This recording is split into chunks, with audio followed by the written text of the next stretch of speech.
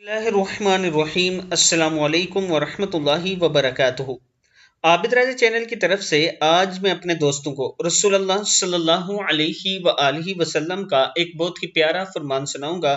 آپ دوستوں نے اس پر ضرور عمل کرنا ہے۔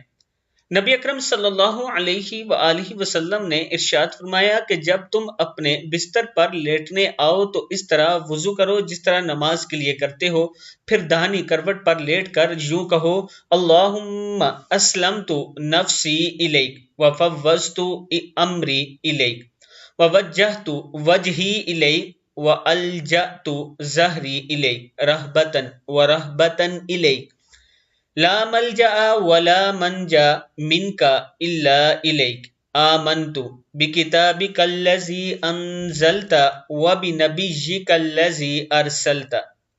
اے اللہ، میں نے اپنا چہرہ تیری طرف جھکا دیا، اپنا معاملہ تیرے ہی سپرد کر دیا۔ میں نے تیرے ثواب کی توقع اور تیرے عذاب کے ڈر سے تجھ ہی سے پشت پناہ بنا لیا، تجھے ہی پشت پناہ بنا لیا۔ تیرے سوا کہیں پناہ اور نجات کی جگہ نہیں۔ اے اللہ، جو کتاب تو نے نازل کی میں اس پر ایمان لایا، جو نبی تو نے بھیجا میں اس پر ایمان لایا۔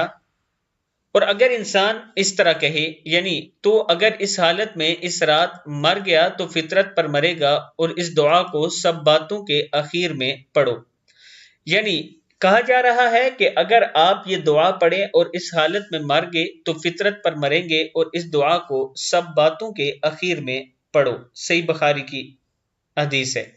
یعنی سونے سے پہلے آپ گفتگو وغیرہ کر لیں جو کرنی ہے، اور اس کے بعد جب سونے لگیں تب یہ دعا آپ نے پڑھنی ہے۔